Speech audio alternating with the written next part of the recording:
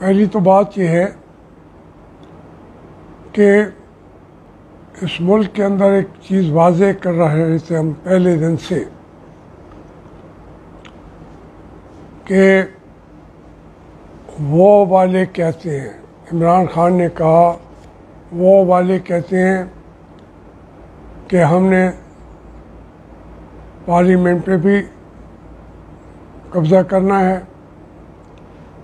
और ये हमारी मीटिंग के अंदर उनको मैंने समझाया, मैंने कहा आप ये ना करें, ना टीवी पे कब्ज़ा करें, ना वज़ीर आज़म हाउस पे करें, क्योंकि ये अदारे जो हैं इसमें आज मियां नवाज शरीफ साहब बैठे हुए हैं, कल को आप जाना चाहते हैं आप वज़ीर आज़म बैठे होंगे, उसमें इन अदारों को इस तरीके से तोड़ फोड़ करनी, इन इक़दामात से आपका लीडर का इमेज नहीं बनेगा, एक एजिटेटर का इमेज बनेगा। तो इमरान खान ने कहा कि मुझे वो कहते हैं तो वो एजिटेटर है। मेरी ये बात जो है उनको अच्छी नहीं लगी। वो कहते थे अगर फौज या उनके जर्नैल मुझे कहते हैं तो मैं तो ओबे कर रहा हूँ एक लिहाज से, तो मैं उससे इख्तिलाफ किया और मैंने खुदकुश हमला किया,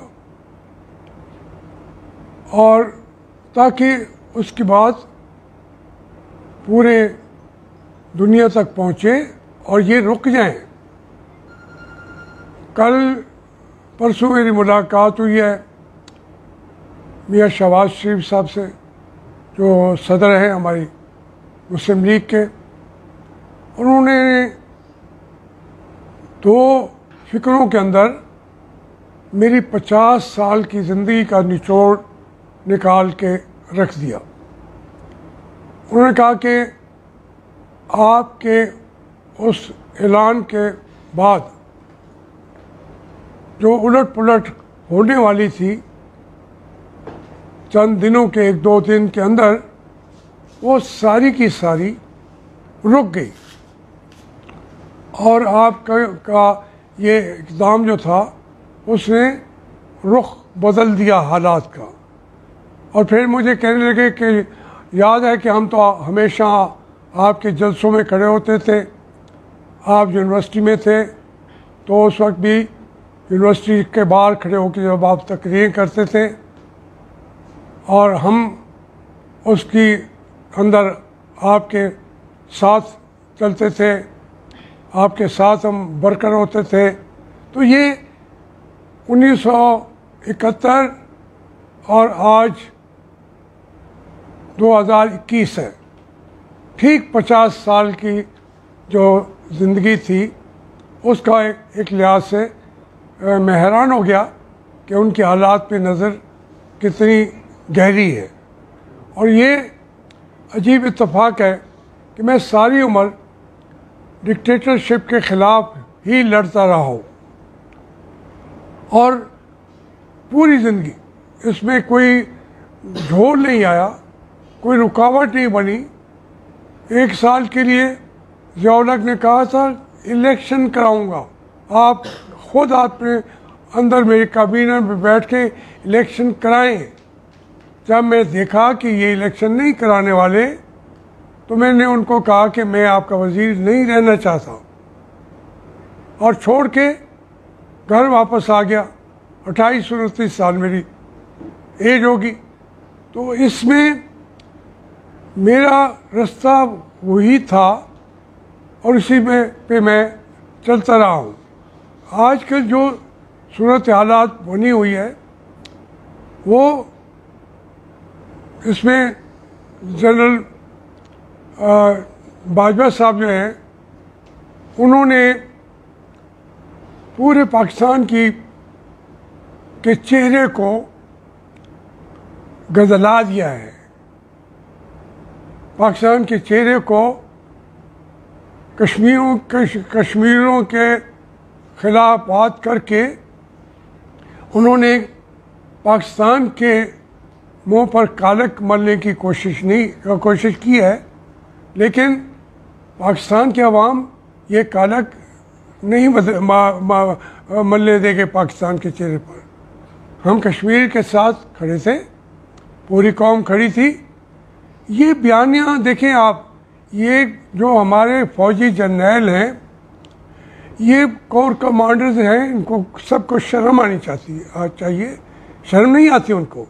मैं बातें ये इसलिए करता हूँ कि देखें, अगर आप इतना बयानियाँ बदल रहे हैं, जो हमारे सिविलियन क़यादत थी, उन्होंने इंडिया के साथ एक ख़ास लेवल तक ताल्लुकात रखने की कोशिश की, लेकिन जब हमारी फ़ौजी हुकूमतें होती हैं, और पाकिस्तान में होती तो फ़ौजी हुकूमतें, एक लम्हे के अंदर उठा के हमारा मुकद्दर जो है वो बदल देते हैं। ये अख्तियारों का है नहीं, ये आइन की खिलाफ वर्जी करते हैं। इस पर आइन की खिलाफ वर्जी करने पर इनके ऊपर केस होना चाहिए, कोर्ट मार्शल होना चाहिए। बाजवा साहब का, जावेद कमर बाजवा साहब का कोर्ट मार्शल होना चाहिए। वो कमांडर इन चीफ है ही नहीं। 3 साल ज़्यादा लेके वो क्या कर रहे हैं, क्यों बैठे हुए हैं, क्यों ये काम कर रहे हैं? लोग जब बात करते हैं तो उनको वो जेलों में डाल देते हैं। अब जावेद लतीफ़ जो हीरो है हमारा, सही बात की उसने, मीर नवाज शरीफ के भी हक में बात की है, तो लीडर है वो हम सब का, और उससे सारी जंग लड़ी है। उसको उठा के अब जेल में डाल दिया है। मुझे पता है कि अंदर क्या होता है, खुदा करे वो तो कोरोना भी भुगताया है। ये जालिम लोग जो करते हैं, मैं बता सकता हूँ, मेरे साथ किया है इन्होंने। मुझे जिस्मानी तौर पर जितना तशद्दुद किया है, दीवारों के साथ मेरी पट्टियाँ बांध के दीवारों के साथ मेरे सर टकराए हैं, मेरी पूरी चमड़ी उतार दी थी उन्होंने। फौजियों के दौर में हुआ है।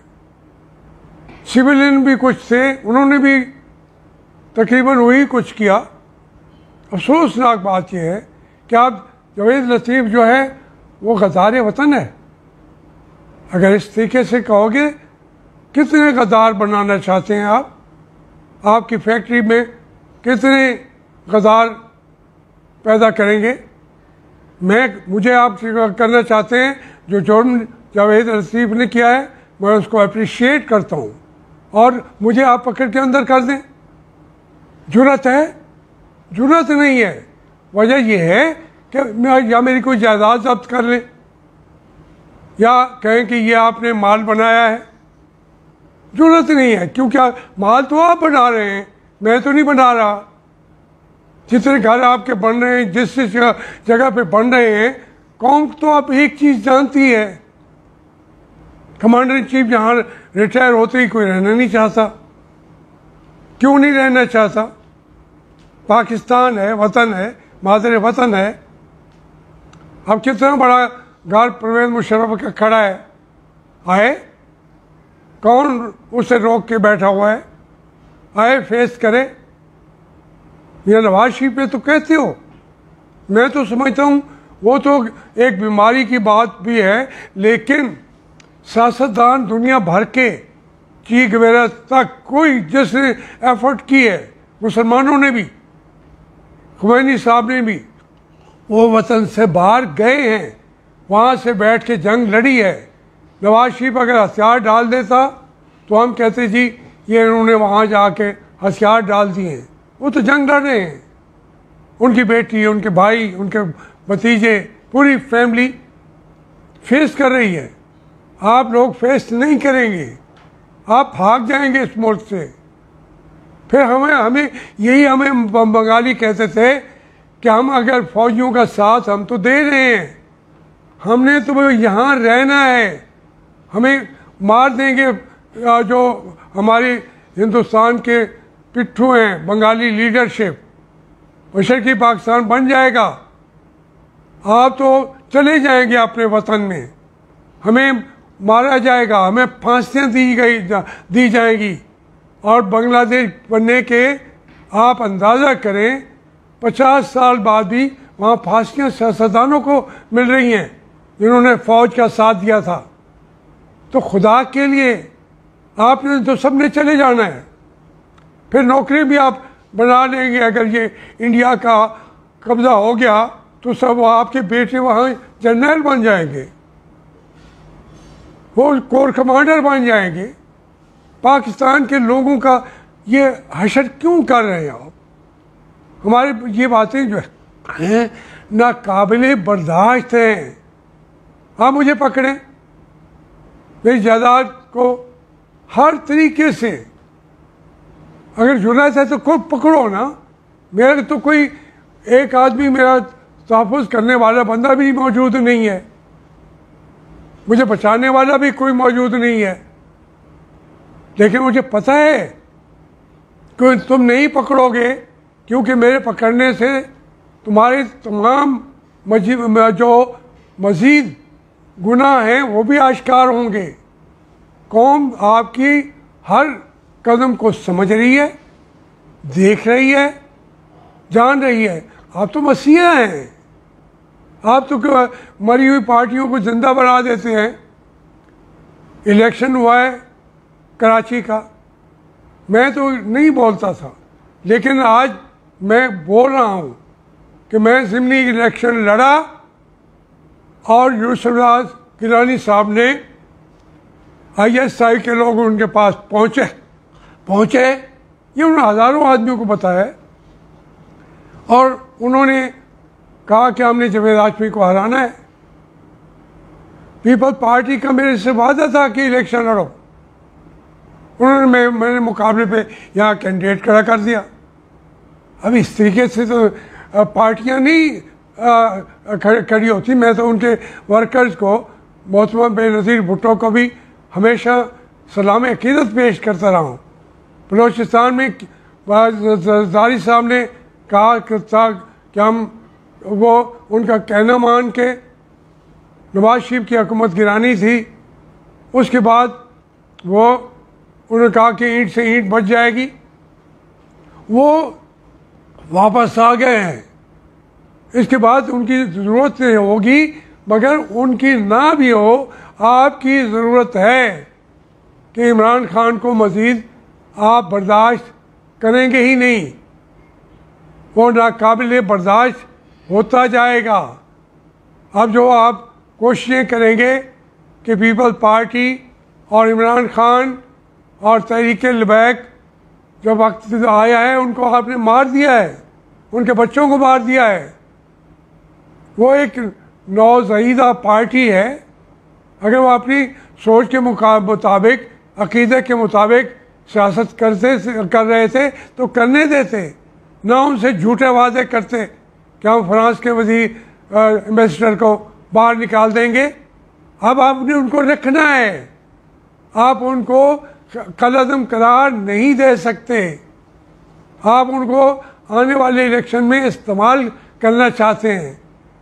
नहीं, आप मसीहा हैं, आप मरे हुए लोगों को ज़िंदा कर देते हैं, जो ज़िंदा होते हैं उनको मार देते हैं, वो मौजूद भी नहीं होते। मुझे पता है ना, मेरा आज तक आपने कोशिश यही की कि इसकी गला घूंट दो, इसकी टीवी पे भी ना आने दो, इसकी बात को कहीं भी ना आने दो। अगर सख्त बातें करता है तो गिरफ्तार भी ना करो ताकि ये बात फैले ना। मैं तो गिरफ्तार होने के लिए तैयार रहता हूँ, क्योंकि तुम्हारे पास मेरे लिए कोई ऐसी बात नहीं निकलेगी। अब बशीर मेमन ने खुल के एक बात बता दी, यहाँ सारी बातें तो नहीं बताता था। मेरा नाम भी इमरान खान ने कहा कि उसको और मेरे नवाज शरीफ को पकड़ना है। उमर चीमे का ये इंटरव्यू छपा हुआ है 1.5 साल पहले। कि उसके ऊपर कोई ना कोई डालो, जेल में डालो, बाहर नहीं होने चाहिए। हालांकि आप ऐसे आदमी हैं कि मेहरान बैंक के ऊपर मेरे लिए 10 तकरीरें मेरे हक में कर चुके हैं, वो भूल गए। और जब मैं साथ नहीं था तो बाद में कहते हैं जी वो 3 करोड़ रुपया उनके पास भी है। भाई निकालो मुझसे वो 3 करोड़। ये झूठ नहीं चलेगा। आपका इमरान खान साहब, आप पूरी तरह वो चीज़ें वाशगाफ अंदाज से कौम के सामने आ गई हैं। कौम अब जानती है और समझती है उसकी गलती का आज़ार हो रहा है। कराची के अंदर इलेक्शन हो गया, आपकी 5वीं 6ठी पोजीशन है, शर्म नहीं आती? वो आगे पार्टियों का, जिसका नाम भी नहीं था पीपल पार्टी का 4 दिन पहले, बल्कि वो ऑफर भी कर रहे थे कि मुस्लिम लीग हमसे सुलह कर ले, हम उन्हीं को ही बना लेंगे, उनको सपोर्ट करेंगे। वो एकदम जिंदा हो गई और उसको आपने फील्ड में ले आए। फिर भी 500-600 का फर्क डाल के हर आदमी देख रहा था। 6 घंटे 8 घंटे जब सुबह जब हमने सहरी करके कमरों के अंदर आए बेडरूम में, तो उस पर आ रहा था कि पीपल पार्टी जीत गई है। यार को खुदा का खौफ करो। 12 घंटे कराची जैसे शहर में, उसका तो शहर आशोब लिखना चाहिए। किस तरह उसकी गर्दन आपने पूरे शहर की दबोची और उसके लिए आप बयानियाँ सही करने की कोशिश कर रहे हो। ये सारी चीज़ें जो आप कर रहे हो दुनिया देख रही है। जो आपने उस जर्नलिस्टों को कल कहा, परसों कहा इमरान खान साहब, वो भी सामने आ चुका हुआ है। एक एक चीज़ रिकॉर्ड पे है। अब बेशक तुम जाके उसका घी मिल को छीन लो, कुछ और चीज़ जो बात होनी थी वो तो हो गई, अब छीन लो। मेरे पास तो कुछ है नहीं जिसको छीनने की तुम्हें जरूरत हो सके, और फौजी साहबान को भी जरूरत नहीं है। मैं समझता हूँ कि ये जो कोर कमांडर्स हैं, अगर वो सारे ही ऐसे ही खामोश रहते हैं, आपको तलाश करनी है बागियों की, तो हाँ मैं बागी हूँ, मैं बात करता हूँ। मैं ज़िंदगी के आखिरी सांस तक ये जंग जो मैंने लड़ी है, मेरी कब्र भी लड़ेगी। जमहूरियत की जंग, मेरी कब्र भी जिस जंग को आखिरी मंजिल तक जीतने तक ये जंग चलती रहेगी। मेरी कब्र भी ये बताएगी तुम्हें, नोट कर लो, मेरी कब्र भी बताएगी कि कोई आदमी खड़ा था, सारी ज़िंदगी लड़ता रहा है। और मियां नवाज शरीफ ने आप जब मुझे कहा कि मैंने वही नज़रिए पे मैं चलूँगा और मैं लड़ के दिखाऊँगा, मैं तो मियां नवाज शरीफ का फॉलोअर हूँ। लेकिन उन्होंने जब ये कहा कि मैं वही जंग लड़ूंगा, तो फिर मैंने कहा कि मियां साहब मैं आपके साथ खड़ा हूँ। और वाक़तन ऐसी जंग लड़ी है उसने, उसको कोई भूलना चाहे भूल जाए। मियां शहबाज शरीफ से ये कल की बात है ना। मियां शहबाज शरीफ ने मेरी ज़िंदगी के एक एक पहलू को सामने 40 एमएनएस के सामने खोल के बातें की। क्योंकि वो जानते हैं 50 साल का जानना कोई छोटी सी बात होती है, ये कोई ऐसी बात है। तो मैं ये अर्ज़ करना चाहूँगा कि आप फौरी तौर पर इस्तीफ़ा दें। जनरल कमर जावेद बाजवा इस्तीफ़ा दे दें। लेकिन अगर आपने देर लगाई तो पछताएंगे, पछताएंगे। आप कह रहा हूँ कि पछताएंगे। और वो जो हमारे फैज़ हमीद साहब हैं, जो उन्होंने कार्ड लगाए हैं, अब वो जाके फैसले कर रहे हैं दुबई के अंदर। वो डंडोत डोडल है कि क्या है, मरमर डडोल, उसके साथ एक पूरा चल रहा है। हमारे वज़ीर ख़ारजा बेचारे कह रहे थे कि हमारा कोई ताल्लुक़ बाकायदा इस किस्म का अभी शुरू नहीं हुआ। उसी दिन वो कहते हैं हाँ जी हमारा तो, हम तो इंडिया के साथ बातें कर रहे हैं। अब वो वज़ीर ख़ारजा बेचारा क्या करे, उसका हशर क्या होगा जब वो वापस आएगा अपने हल्के में। मेरी तो ये खुशकिस्मती है या बदकिस्मती है कि यूसुफ रज़ा साहब भी और शाह महमूद साहब भी, मैंने करियर का आगाज़ किया, वो दोनों इकट्ठे होकर मुझे ख़त्म करना चाहते थे, लेकिन अल्लाह के करम से हमारी सियासत भी ज़िंदा है। हम आज तक भी अपनी आवाज़ पहुंचा रहे हैं। आज मेरे ताल्लुकात उन सब के साथ इतने बुरे नहीं हैं, लेकिन पहली दफ़ा आपने उन लोगों को मेरे ख़िलाफ़ किया। जनरल हमीद गुल ने जियो के ऊपर बैठ के कहा कि ये हमारे लड़के हैं यूसुफ रज़ा और शाह महमूद साहब। ठीक बात है, मेरे बारे में बात करते हैं ना जनरल हमीद गुल साहब, क्योंकि मैं ये पूरी जंग में लड़ा हूँ और जानते हुए कि मैंने अपने आप को बचा के रखना है। मैंने कहीं एक रुपए की भी हेरा फेरी कर ली तो मुझे कोई बख्शेगा नहीं, क्योंकि मैं मिडिल क्लास का आदमी हूँ, मुझे किसी ने बख्शना नहीं है। इसलिए इस वक्त अगर आप सिर्फ जावेद लतीफ़ के ऊपर ये जुल्म कर रहे हैं, मुझे पता है वहाँ उसके साथ क्या हो रहा है। मैं यूँ समझे मैं साथ अपनी आँखों से देख रहा हूँ, ये बर्दाश्त कैसे करेंगे। एक पार्टी को आप सफाई हस्ती से मिटाना चाहते हैं। कराची के अंदर तमाम सर्वेज ने कहा कि भाई ये सीट मुस्लिम लीग नून की है। लोगों ने कहा कि लीडर हमारा नवाज शरीफ है। सब ने तो 5 सर्वे आए, सब ने कहा, एक ने कह दिया नहीं इमरान खान है लीडर।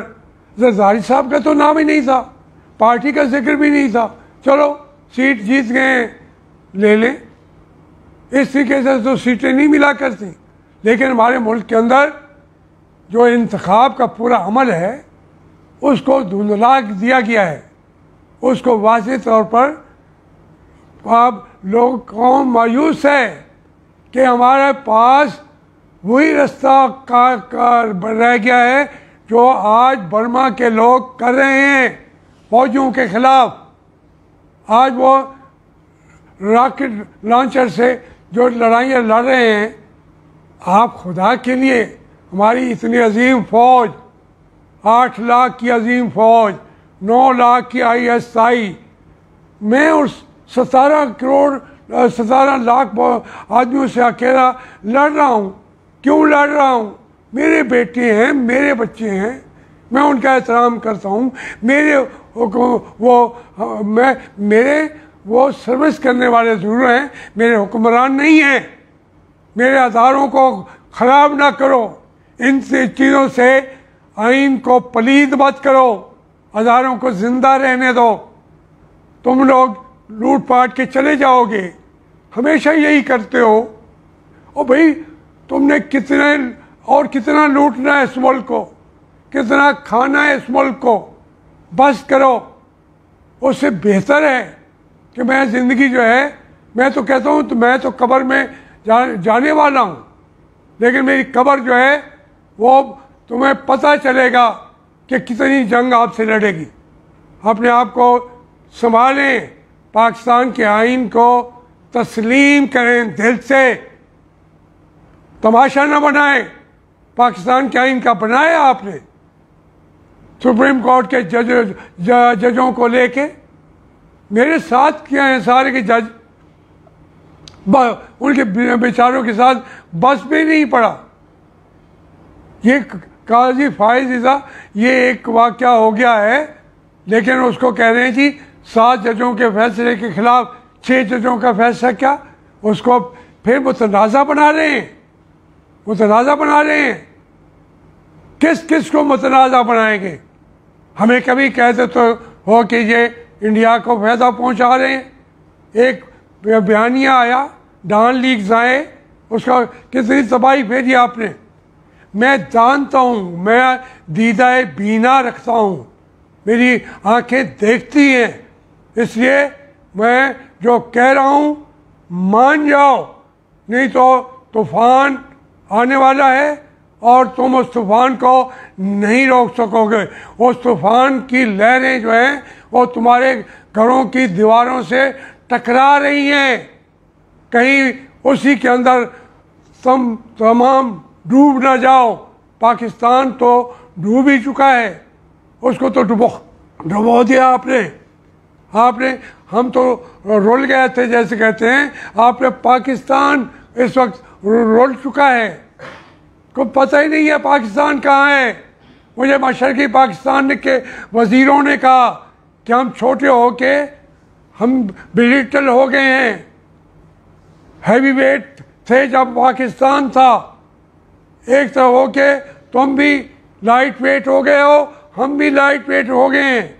अब उससे ज़्यादा लाइट वेट हो के हम एक दरिया के पानी में कश्ती हमारी चल भी नहीं सकेगी। हमें ज़मीन के साथ हमारा रिश्ता रहने दो, खुदा के लिए रहने दो और आइन से हट के चलो, नहीं तो आइन तुम्हें डुबो देगा। Thank you very much. कोई सवाल आते हैं तो मैं उसके लिए हाजिर हूँ। ये जो PLP पर पाबंदी लगाई गई है, ये एक सियासी जमात है जिसने पिछले इलेक्शन में 22 लाख वोट लिए, और कल कराची में भी वो कराची की तीसरी बड़ी जमात बनकर सामने आई। तो इसका आइन में कोई तरीकाकार ऐसे ही है भैया कलम जुम्बश किसी भी पार्टी पर पाबंदी? नहीं, आइनी तौर पर ये उसको पाबंदी नहीं लगा सकते। वो पार्टी जो है उसका हक है, जब उन्होंने रजिस्ट्रेशन कर दी, बात ये हो रही है कि वो उसको मार के सबको, चूँकि लीडरशिप उस वक्त नहीं थी, अल्लामा ख़ाज़म हुसैन रिजवी चले गए, तो उन्होंने इनके साथ वादे किए, इनको बच्चा समझा। उनका एक अकीदा है, सोच है, फ़िक्र है, लोग हैं साथ उनके, तो उसको इन्होंने अब ये अपनी मर्ज़ी के मुताबिक उनको चलाना चाहते हैं। इतना मारा है उनको, कत्ल गारत की है, कभी इतनी जैसे सिविल वार होती है वो किया उनके साथ, वो उनकी ज़बान को फौरी तौर पे बंद कर दिया है, लेकिन उसको ख़त्म नहीं रखना चाहते, अपने मकासद के मुताबिक इस्तेमाल करना चाहते हैं। ये तो मसीहा बने हुए हैं ना, खलाई मखलूक नहीं है। ये जिसको चाहते हैं कुम बेज़िल्ला नहीं, कुम बेज़ने जनरल कमर जावेद बाजवा, कुम बेज़िल्ला की बजाय कुम बेज़ने ISI जो क्या नाम है उसका, फैज़ हमीद, कुम बेइज़्न अल्लाह के बजाय कुम बेइज़्न हामिद मजीद, क्या नाम है उसका, फैज़ हमीद, ऐसे नाम भी नहीं आता मुझे, हर दफ़ा कितनी दफ़ा बोल का बेड़ा कर करा है, मुझे पूरा नाम भी नहीं आता उसका। तो ये कि मैं पार्टियों के ख़िलाफ़ नहीं हूँ। मैं तो कहता हूँ इमरान खान को भी आज इस वक्त भी मैं कहूँगा, कौम कहेगी ये क्या बातें कर रहा है, मैं कहता हूँ बैठने दो, 5 साल और करने दो। कौम को भी एक सोच आए कि हम तो वोट देते हैं, उसका खमियाजा हमें भुगतना होता है। इमरान खान की अगर दिया है तो उसको चलने दें, वो तो खुद वो चल सकता ही नहीं, एक कदम नहीं चल सकता, उसे ख़त्म होना है। लेकिन वो ना, ये तहरीक लबैक जो है ये प्रोसेस में जाएगी, कभी 1 सीट आएगी, 2 आएगी, 3 आएगी, नहीं आएगी, प्रोसेस में तो आने दें। वो फिर आइन की पाबंदी भी करेगी, वो अपने मसाइल, अपनी तंजीमों को भी बढ़ाएगी। ये कहते हैं नहीं, सारे ऐसे के ऐसे रहें ताकि हम जो आइन के ख़िलाफ़ हर कदम हमने उठाना होता है तो ये हमारे साथ रहें, इनको मुनज़्ज़म ना होने दें। तहरीक पाक जो इंसाफ है वो कभी सियासी जमात बनने नहीं देंगे। इमरान भी अब नहीं बनने, वो तहरीक ही रहेगी। ये तहरीक लबैक भी तहरीक ही रहेगी, पार्टी बनने ही नहीं देंगे। पीपल पार्टी को एक हद तक आगे ले आएंगे, फिर उसके बाद उसको भी मिटा देंगे।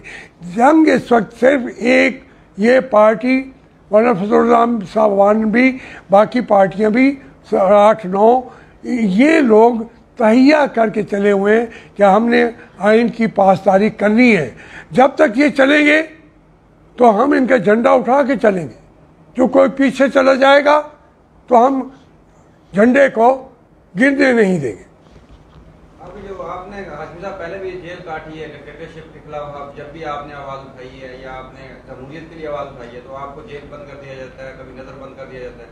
तो आज फिर आप बड़े चैलेंज के साथ कह रहे हैं कि मुझे गिरफ्तार कर लिया जाए और मैं सारे इनके पोल खोल दूंगा। क्या आपके पास मुकम्मल प्रूफ है इनके किसी चीज़ के जो आपको ये ब्लैकमेल नहीं करेंगे या आपको गिरफ्तार नहीं करेंगे? नहीं, मेरे पास कोई ऐसी बात नहीं है कि कोई कौमी राज है जिसको मैं छुपाए बैठा हूँ। मेरी सारी सियासत जो है वो यही है जो मैं कर रहा हूँ। मेरा मतलब ये है कि मुझे जेल भी भेज दें, वहाँ से भी मेरी तकरीरें, मेरी प्रेस कॉन्फ्रेंसें होती रहेंगी। पहले भी इन्होंने मुझे पकड़ा था, मैं रास्ता निकाल देता हूँ। मैं जेलों में से भी जो 4 दीवारें बना देते हैं, दरवाज़ा बंद हो तो मैं दीवार तोड़ के भी रास्ता बना देता हूँ। मैं अगर आम आदमी कोई आर्मी के खिलाफ बोलता है या कहते हैं कि ये सपोर्ट करती है आर्मी, इलेक्शन के दिनों में भी या कोई धांधली वगैरह होती है, और जमात को लेके आने वाले भी यही लोग होते हैं। आम आदमी बोलते हैं तो वो बड़ी सफाइयाँ दे रहे होते हैं। आज तो आपने सब लोगों के सामने बताया कि ये वाकई ही यही जमात को लेके आने वाले या किसी पार्टी को लेने वाले यही लोग होते हैं। देखिए, बात ये है, मैं ये कह क्यों रहा हूँ, मुझे अरेस्ट इसलिए नहीं कि मुझसे मोहब्बत है। मुझे जेल में डाले तो जो बंदा वहाँ पे भी वो इशू को खड़ा रख चुका होगा, मैं सिंबल बन जाऊँगा उस जिद्दोजहद का जिसकी 50 साल पिछली ज़िंदगी 57 साल से इनके खिलाफ लड़ते हुए गुजरी है। उसको इन्होंने अभी तक दफन किया हुआ है। मेरी बात को आगे न निकलने दिया जाए, लेकिन जो ही मुझे पकड़ेंगे, मेरी आवाज़ तो जेलों से कभी बंद हुई नहीं, उससे डरते हैं। वरना तो पकड़ के ले जाएंगे, ले जाएं। मैं तो इलेक्शन भी जेलों से लड़ा हूँ, जीता हूँ, राब्ते भी रखे हैं। वो जंग मुझे वो जंग का दूसरा तरीका है जेल से जंग। जेल से जंग कोई और नहीं लड़ा, वो मैं ही लड़ता हूँ। या अब मेरा नवाज शरीफ ने या शहबाज शरीफ साहब ने या जावेद लतीफ़ के, बहुत सारे हमारे दोस्त, आज मुझे अपना दोस्त मुशाहिदुल्लाह भी याद आ रहा है। देखिए, बात यह है कि ये जंग लड़ने वाला एक पूरा काफिला तैयार हो चुका है, नौजवानों का काफिला, फिर यूथ के लोग हैं, वो मुस्लिम लीग के झंडे के नीचे। ये बहुत बड़ी फौज है। इसलिए मुझे वो गिरफ्तार इसलिए नहीं करते कि उसको जो ही पकड़ा डालेंगे तो उसका इशू तो खड़ा हो जाएगा। 6 महीने बाद, साल बाद वो इशू तो ख़त्म नहीं होना। या तो इसको कत्ल कर देंगे तो फिर शहीद बन जाएगा। चलो शहीद बनाए, इतना घाटे का सौदा करना नहीं चाहता, मैं तो हाजिर हूँ। कत्ल करना चाहें करें, पहले धमकी देते हैं कि कत्ल कर देंगे, ये कर देंगे, एक्सीडेंट में मरा देंगे। तो मैंने कहा भाई मरा दो, अब क्या करेंगे, शहीद करें, जेल में डालें, घर में बैठे रहने दें। मेरा तो घर के बाहर आप आए, इस पूरे गांव के अंदर आदमी बैठा है, कोई रुकावट नहीं है, कोई असला नहीं है, कोई बंदा नहीं है, आज़ाद तरीके से बैठा हूँ। तो मुझे गिरफ्तार करें, नहीं करेंगे। मौजूदा हालात के बारे में क्या कहेंगे? ये महंगाई का तूफान है, जैसे कोरोना का हमारे पे वबा आई हुई है, इसके हवाले से कोई देखिए, बात ये है कि जो इमरान खान साहब जो है, उनके जहन में ये चीज़ें एग्जिस्ट ही नहीं करती। कोरोना, महंगाई, ये वो रात दिन मीडिया की करते रहते हैं ये, ताकि लोगों के जहनों को कंट्रोल किया जाए। एक फाशिस्ट का जहन है, वो वजूद उनका फाशिस्ट का नहीं है, लेकिन सोचें उसकी फाशिस्ट वाली है। वो अपने आप को हिटलर और मुसोलिनी से भी अपने आप को ऊंचा समझने लग गया है। वो समझता है कि मैं नहीं बोल रहा, मेरे अंदर खुदा बोल रहा है। तो वो अपने आप को, ना उसको दीन की समझ है ना दुनिया की समझ है, वो अपनी दुनिया के अंदर बसा हुआ है। उस सारी दुनिया, देखना कोरोना ने पूरी दुनिया का हाल किया हुआ है, हमारा भी हो रहा है, लेकिन कोई उसका बहुत बड़ी चेंजेस वो ले आता, महंगाई को कंट्रोल। कोई ये कोरोना तो अलग बात है, जो शुगर है 52 रुपये से 110-15 रुपये तक, ये कोरोना लेगी की है, वो भी नहीं मिल रही है। वो नहीं, उसको उनको तो छोड़ दे, वो सब माफिया के साथ बैठे हुए हैं। मुझे पता है जब वो बात कर रहा होता है, मुझे पता है ये पैसे ले रहा है, ये पैसे ले रहा है। किस सूरत में, किस तरीके से वो बातें भी लोगों के पास चली गई हैं। तो हालांकि लोग समझते थे बड़ा ईमानदार और साफ आदमी है, वो पैसा बना रहे हैं, और उसका वो आप अंदाज़ा नहीं कर सकते कि मैंने उसको कहा तुम्हारे बारे में है, तुम अपने चंदे खा जाते हो शौकत खानम के, अपना घर बनाया है, उसने बुरा भी नहीं बनाया। आज तक मैं कहता हूँ इसका जवाब भी कोई नहीं देता। तो उसने बशीर का जब जो ये कहता है मेमन को कि तुम सलमान का हुक्म माना जाता है, उसको कायम का पता ही नहीं है। वो कहता है जो कमज़ोरियाँ हैं, फौजियों की कमज़ोरियाँ हैं, कोर कमांडर्स की कमज़ोरियाँ हैं, उनको वो हाईलाइट करके उसका फ़ायदा उठाना चाहता है। जो सियासतदानों की कमज़ोरियाँ हैं, जो हमारे भी इख्तलाफ है सियासतदानों के अंदर, वो उनमें से अपना रास्ता तलाश कर सकता है। नौजवानों के अंदर वो समझता है कि किस चीज़ पे उनको हुब्बुल वतनी के ऊपर उभारा जा सकता है, वो उभारता है। उसका इन चीज़ों का मसाइल का हल की तरफ उसने कभी सोचा ही नहीं। मैं उसकी पार्टी का प्रेसिडेंट बैठा हूँ, मेरे पास न कोई आया है न मुझसे पहले कोई आया है। तहरीक इंसाफ ने वज़ीर सदर का ओहदा ही ख़त्म कर दिया है, क्योंकि मैं उसको कहता था कि तुम आइन के ख़िलाफ़ जा रहे हो। तो इसलिए ये उसके मसाइल नहीं हैं, कोरोना, ये आपका शुगर, महंगाई, वो तो कहता बढ़ जाए। तो इसलिए उसका देखना आप, जितने माफियाज हैं, यू नेम इट, नाम ले, सारे माफियाज उसके इर्द गिर्द बैठे हुए हैं और वो खुल के आ रहे हैं। उसके तमाम जो उनके कर्दगी है छुपी नहीं रह गई, उसको परवाह भी नहीं है। अभी जो नया उन्होंने लॉलीपॉप दे दिया है, जो सरोज आए मुल्तान में इमरान खान साहब, तो ये सेक्रेटरीट वगैरह का भी इफ्ताह करेंगे हैं, तो सड़कों वगैरह का, और साउथ पंजाब के लिए उन्होंने कहा जी 33% जो है ना हम स्पेशल नौकरियों का कोटा निकालेंगे, और जो भी तरक्याती काम होंगे, तो यह क्या इम्प्लीमेंट करेंगे इस पर, या यू टर्न ले लेंगे इस पर? देखिए, यू टर्न की बजाय उसकी ज़रूरत नहीं है, एक अनाउंसमेंट की है। यहाँ पे जितने बहुत सारे जो चीज़ें हैं वो मियां नवाज शरीफ की गवर्नमेंट के अंदर ही बनाई गई हैं। कोई उसका जिक्र करे, फ़ायदा उठाना चाहे, मैं आपसे अर्ज़ करता हूँ कि मैंने जो हमारे जो ऑन गोइंग थे उन्हीं का उसने कहा गया है। अब ये बिहारी रोड पैसे भी रखे गए हैं मुस्लिम लीग के दौर के अंदर, छोटी छोटी सड़कों के भी वे आके फिर शुरू करा देते। 2.5 साल किस चीज़ का इंतज़ार किया? वो ऑन गोइंग स्कीम्स का जिक्र किया उसने, मुल्तान को कुछ नहीं दिया, ना वो इतनी जल्दी दे सकता है। उसने देखिए ना आप, हमने जो चीज़ें बनाई हैं, पाकिस्तान मुल्तान का एयरपोर्ट वो मैंने बनवाया है। कोई एक और आदमी मुल्तान का दावा नहीं कर सकता कि उसने मुतालबा भी किया हो इंटरनेशनल एयरपोर्ट का। यूसुफुल्लाह गिलानी साहब जिक्र भी नहीं करें आगे आप आइंदा, और जो करेगा मैं उसको बुला लूँगा अदालत के अंदर। यहाँ की यूनिवर्सिटियाँ ये 14 फैज़ में लगा रहे हैं, इंजीनियरिंग यूनिवर्सिटी हमारी मंजूर शुदा है। लड़कियों के कॉलेज इस शहर के सारे हमारे दिए हुए हैं। पूरा शहर के अंदर जो इस वक्त आपकी सीवरेज के पैसे हमारे रखे हुए हैं, कोई नई चीज़ नहीं की।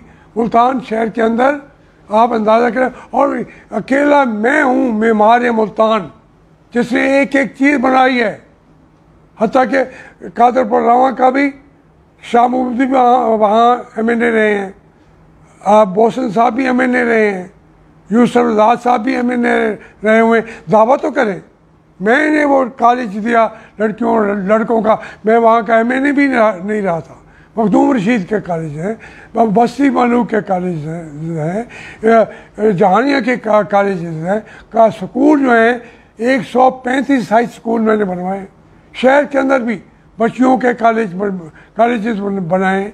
एक चीज़ इन्होंने बनाई नहीं है, उसका दावा भी, बल्कि मैं कहता हूँ मुस्लिम लीग नून के भी जितने MNA गुजर चुके हैं दावा नहीं कर सकते कि हमने कभी मुतालबा किया हो।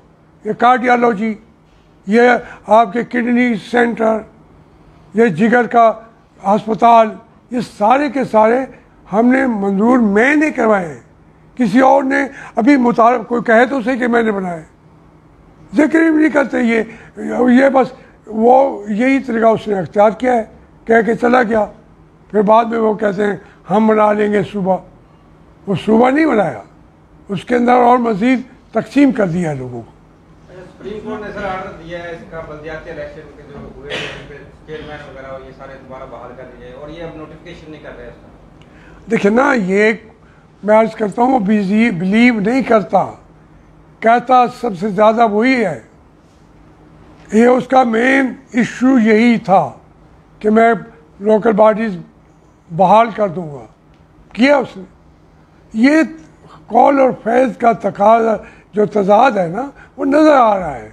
वो कहता है अगर ये हज़ारे बहाल हो जाएं तो ये तो मुस्लिम लीग आ जाएगी। तो अगर वो आती है तो आइन को तोड़ दो, मुस्लिम लीग को ना आने दो।